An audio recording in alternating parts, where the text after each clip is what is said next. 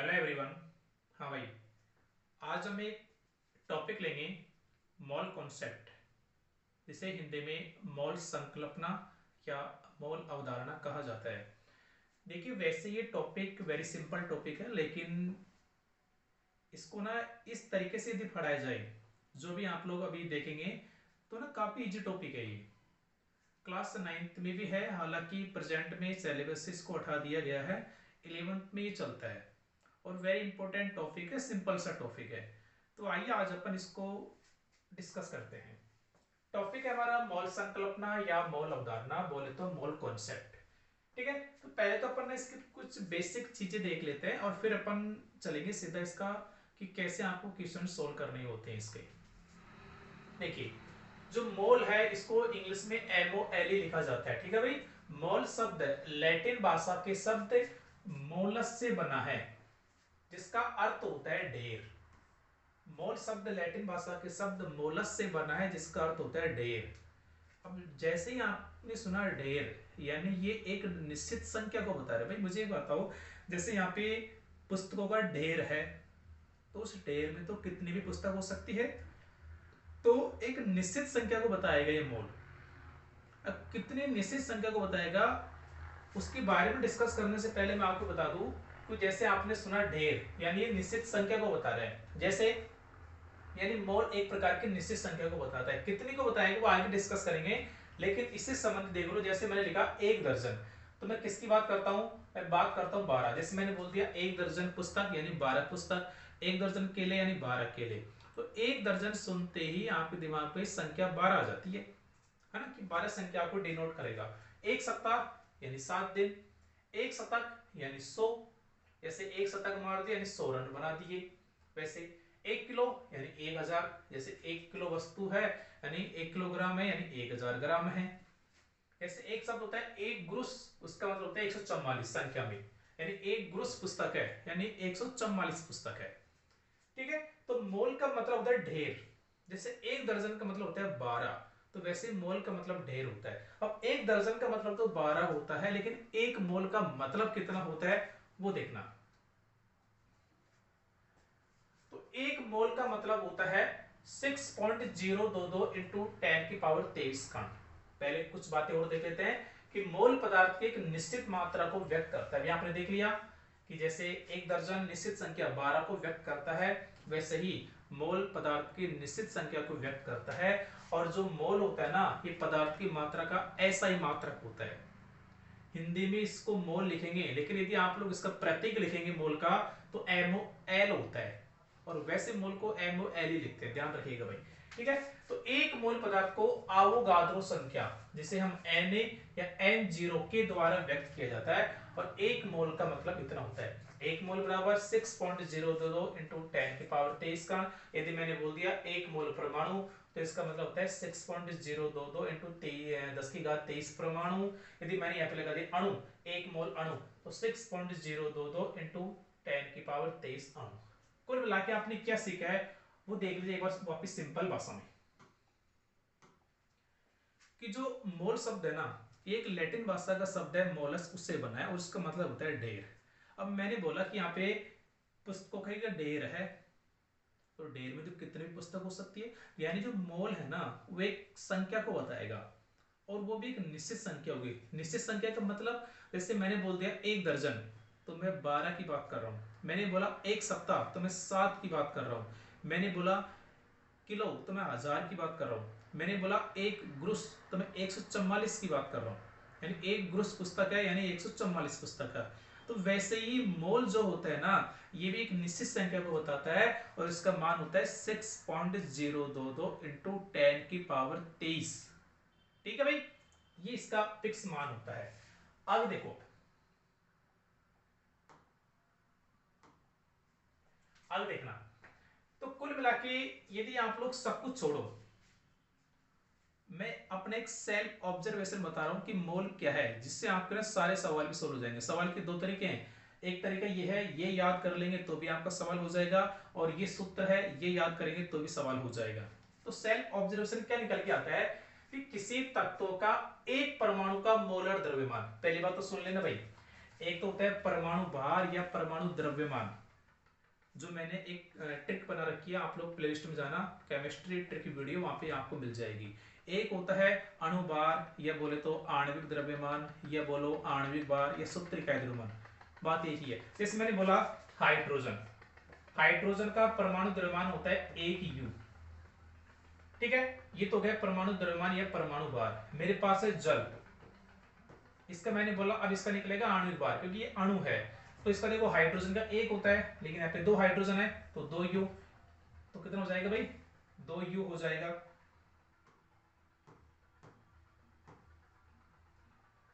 तो H2 में 2 U होगा, और एक ऑक्सीजन का होता है 16, और एक ही ऑक्सीजन है तो 16 U, तो टोटल आ गया 18 U।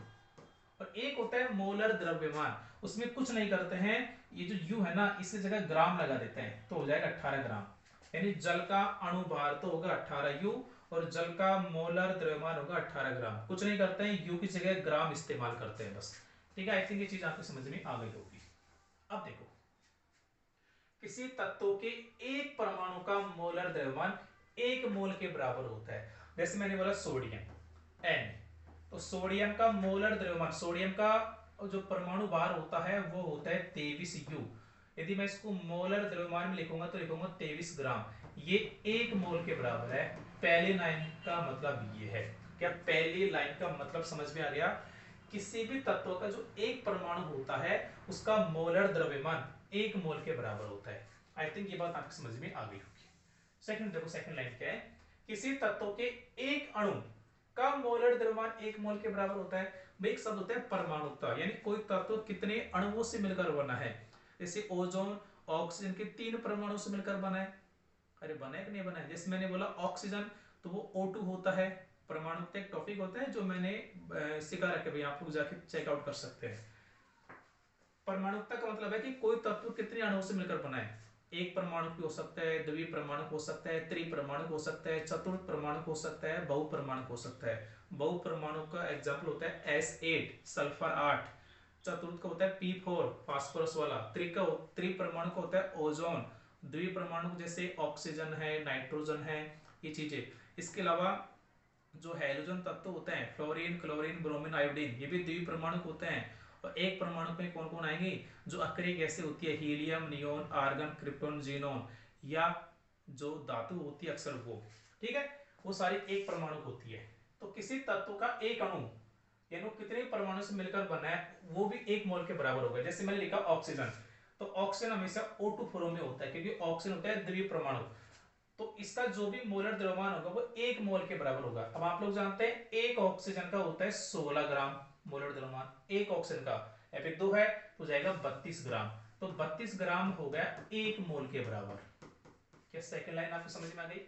ठीक है, कोई भी तत्व है वो कितने परमाणु से मिलकर बना है, उसका मोलर द्रव्यमान 1 मोल के बराबर है। तीसरी लाइन है, किसी यौगिक के एक अणु का मोलर द्रव्यमान 1 मोल के बराबर है। जैसे मैंने लिखा जल H2, इसका निकालो मोलर द्रव्यमान। हाइड्रोजन का होता है 1 ग्राम, लेकिन 2 हाइड्रोजन है तो 2 ग्राम हो जाएगा। एक ऑक्सीजन का होता है 16 ग्राम, और एक ही ऑक्सीजन है तो 16 ग्राम, 16 और 2 18 ग्राम। यानी जल का जो एक अणु का मोलर द्रव्यमान है 18 ग्राम, वो 1 मोल के बराबर है। ये बात आपको समझ में आ गई? अब देखो इसी से ना सवाल आपके सॉल्व हो जाएंगे, या आप लोग इस सूत्र का यूज कर सकते हैं। मोल बराबर दिया गया द्रव्यमान, लेकिन किसमें? ग्राम में, बटा मोलर द्रव्यमान। या मोल बराबर दिए गए कणों की संख्या बटा अवोगाद्रो संख्या। कण आपको परमाणु की भी दिया जा सकता है, कण आपको अणु की भी दिया जा सकता है। या मोल बराबर एनटीपी या एसटीपी पर गैस का आयतन बटा 22.4। एनटीपी एसटीपी क्या होता है? नॉर्मल टेम्परेचर प्रेशर, यानी सामान्य ताप दाब, या स्टैंडर्ड टेम्परेचर प्रेशर, मानक ताप दाब। इस पर किसी भी गैस का आयतन फिक्स होता है, 22.4 लीटर होता है। तो यदि आपको किसी गैस का आयतन दे दिया जाए तो आपको ये लगाना है। मतलब यूज कैसे करेंगे? यदि आपको किसी पदार्थ का द्रव्यमान दे दिया ग्राम में, तो मोलर द्रव्यमान तो आप लोग निकाल सकते हैं, ये तो आपको आना चाहिए। तो जो भी द्रव्यमान दिया गया है उसमें उसके मोलर द्रव्यमान का भाग दे दो, मोल आ जाएगा। यदि आपको किसी पदार्थ के अणु की संख्या दे दी, चाहे परमाणु की चाहे अणु की, उसमें अवोगाद्रो संख्या, इसका मान कितना होता है भाई? 6.022 इंटू 10 की पावर 23, इसका भाग दे दो, मोल आ जाएगा। या फिर किसी गैस का आपको आयतन दे दिया तो उसमें 22.4 का भाग दे दो, उसका मोल आ जाएगा। ठीक है, तो किसी भी तरीके से आप लोग यूज कर सकते हैं। जैसे मैं आपको एक क्वेश्चन से समझाता हूं। यहाँ पे लिखा है 52 ग्राम हीलियम में मोल ज्ञात कीजिए। हम दोनों तरीकों से लेकर चलते हैं। पहला तरीका अपना ये वाला है, ये जो सेल्फ ऑब्जर्वेशन मैंने निकाला है, पूरे मोल कॉन्सेप्ट का ये निचोड़ है, 3 लाइन। ये आपकी याद है तो सवाल आपका हो जाएगा। पहले अपन इससे करते हैं। अपन को यहाँ पे क्या दे रखा है कि 52 ग्राम हीलियम, आपको एक ही तत्व दे रखा है हीलियम। क्या दे रखा है? हीलियम। और आप लोग जानते हैं, देख सकते हैं कि किसी तत्व के एक परमाणु का जो मोलर द्रव्यमान होता है वो 1 मोल के बराबर होता है। तो मुझे बताओ, यहाँ पे एक तत्व है ना हीलियम, ठीक है। तो पहले मुझे हीलियम का मोलर द्रव्यमान बता दो भाई। अब ये चीज मैंने सिखा रखी है, आप लोग जाके चेकआउट कर सकते हैं, वीडियो आपको मिल जाएगा। तो हीलियम का मोलर द्रव्यमान होता है 4 ग्राम। कितना होता है? 4 ग्राम। ग्राम को जी से दर्शाते हैं, ना कि जीएम से, ध्यान रखिएगा इस बात का। ठीक है, तो हीलियम का मोलर द्रव्यमान 4 ग्राम होता है। और आप लोग जानते हैं किसी भी तत्व का जो एक परमाणु का मोलर द्रव्यमान होता है, किसी भी तत्व के एक परमाणु का जो मोलर द्रव्यमान होता है वो 1 मोल के बराबर होता है। यानी जो 4 ग्राम है ये 1 मोल के बराबर होगा। अरे होगा कि नहीं होगा? 1 मोल के बराबर होगा। तो 1 ग्राम कितने मोल के बराबर होगा? इसके से भाग लग जाएगा, यानी 1/4 मोल के बराबर। लेकिन आपको 1 ग्राम नहीं दे रखा, हमको तो 52 ग्राम दे रखे हैं। तो मैंने इसको 52 से गुणा किया तो 52 बन गया, इसको भी 52 से गुणा कर दो। 1/4 इंटू 52, 4 का भाग देंगे तो जाएगा कितनी बार? 13 बार, यानी 13 मोल। यानी 52 ग्राम हीलियम में 13 मोल होंगी। कि ये बात आपको समझ में आ गई? अब आप लोग देखते हैं सूत्र से। सूत्र से देखो, सूत्र से कैसे होगा? सूत्र देखो हमारे ये वाले हैं, या तो ये वाला लगेगा, या ये वाला लगेगा, या ये वाला लगेगा। आपको सवाल में क्या दिया गया है? मोलर द्रव्यमान, सॉरी ग्राम में मात्रा दी गई है। देखो, एक मिनट एक मिनट, सवाल देखो। सवाल में आपको हीलियम की मात्रा दी गई है 52 ग्राम, यानी आपको दिया गया द्रव्यमान है 52 ग्राम। ग्राम में लेना आपको, और इसके मोलर द्रव्यमान में भाग देंगे तो मोल आ जाएगा। देख सूत्र लगाओ, मोल बराबर दिया गया द्रव्यमान या दी गई मात्रा, दी गई मात्रा वो भी किसमें? ग्राम में, बटा उसका मोलर द्रव्यमान। तो मोलर द्रव्यमान तो हीलियम का कितना होता है? 4 ग्राम होता है, आपको पता है। तो दी गई मात्रा कितनी है? 52 ग्राम। और इसका मोलर द्रव्यमान कितना होता है? 4 ग्राम। ग्राम से ग्राम कट जाएगा, 52 में 4 का भाग देंगे 13 बार जाएगा, यानी 13 मोल आ गया। और पिछले तरीके से भी 13 मोल आया था। यानी आप लोग जो मैंने सेल्फ ऑब्जर्वेशन आपको बताया है उससे भी आप लोग सोल्व कर सकते हैं, या सूत्र से भी सोल्व कर सकते हैं। आगे देखो, सेकंड सवाल देखो।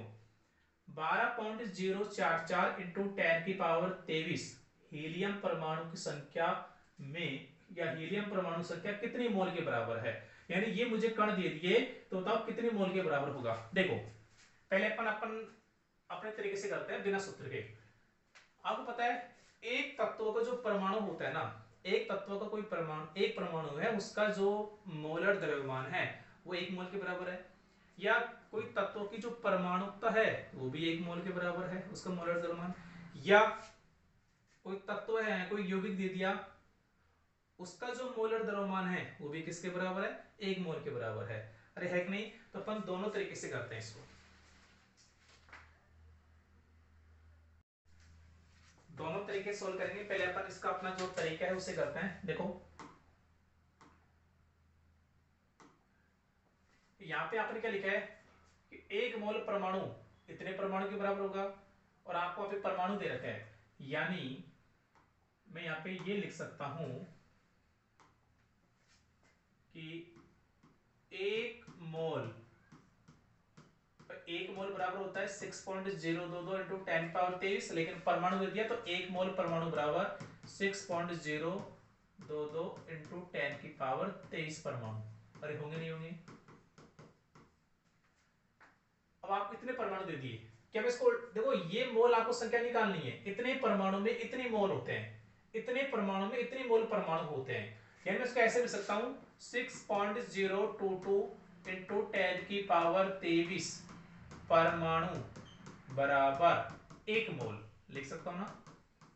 इतने परमाणु बराबर 1 मोल है, तो एक परमाणु बराबर कितना मोल होगा भाई? तो एक का निकालेंगे तो इसका इसमें भाग जाएगा, यानी 1/6.022 इंटू 10 की पावर 23 मोल होगा। लेकिन मुझे एक परमाणु नहीं दे रखा है, मुझे तो इतने परमाणु दे रखे हैं भाई। कितने? तो एक को इससे गुणा करूंगा तो इसको भी गुणा करना पड़ेगा, तो एक को मैं इससे गुणा करूंगा तो ये आ जाएगा 12.044 इंटू 10 की पावर 23 परमाणु। इसको मैंने इससे गुणा कर दिया तो इसको भी गुणा करना पड़ेगा, तो 1/6.022 इंटू 10 की पावर 23 इंटू कितना है 12 इंटू 12 इंटू नहीं 12.044 इंटू 10 की पावर 23, ये मोल होंगे भाई। ये बात आपको समझ में आ गई? फिर एक मोल परमाणु बराबर इतना परमाणु होता है, एक मोल बराबर इतना परमाणु होता है। यानी मैं इसको ऐसे लिख सकता हूं कि इतने परमाणु बराबर एक मोल, लेकिन मेरे पास इतने, पहले मैं एक की संख्या निकालूंगा तो एक परमाणु बराबर इसका इसमें भाग लग जाएगा, एक में एक परमाणु नहीं है, इतने परमाणु है। काटापेटी करो, 10 की घात 23 से 10 की घात 23 कट जाएगा। अब देखो ये है ना, इसका 10 डबल है, यानी इसका इसमें भाग जाएगा 2 बार। कितनी बार? 2 बार। तो आंसर आ गया 2 मोल। आंसर आ गया 2 मोल। ये अपना वो तरीका है, या अपने सूत्र सिद्धि करना चाहिए इसको, तो सूत्र से कैसे करेंगे? देखो सूत्र से भी कर सकते हैं भाई इसको। आपको किसकी संख्या दे रखी है? परमाणु की संख्या दे रखी है। किसकी दे रखी है भाई? परमाणु की संख्या, कणों की संख्या दे रखी है। तो ये वाला सूत्र लगेगा, मोल बराबर दिए गए कणों की संख्या बटा अवोगाद्रो संख्या। सूत्र कौन सा लगेगा? मोल बराबर दिए गए कणों की संख्या बटा अवोगाद्रो संख्या। कण ध्यान रखना, परमाणु भी हो सकते हैं, अणु भी हो सकते हैं। अभी परमाणु दे रखे हैं आपको, तो इसमें मोल कितने होंगे? देखो कणों की संख्या कितने दे रखी है आपको? 12.044 इंटू 10 की पावर 23 दे रखी है। और अवोगाद्रो संख्या का मान कितना होता है? 6.022 इंटू 10 की पावर 23। देख सकते हैं 10 की पावर 23 से 10 की पावर 23, और ये इसका जस्ट डबल है, यानी इसका इसे भाग देंगे 2 बार जाएगा, तो 2 मोल आपका आंसर आ जाएगा भाई। तो आई थिंक ये चीज आपकी समझ में आ गई होगी। यदि वीडियो समझ में आया हो, अच्छा लगा हो, तो आप लोग ना सेकंड पार्ट के लिए कमेंट कर सकते हैं। सेकंड पार्ट में इसके और कई तरह के जो क्वेश्चन एग्जाम में पूछे जाते हैं वो डिस्कस कर लेंगे। तो वीडियो को अधिकतम शेयर करना है, लाइक करना है। Thank you.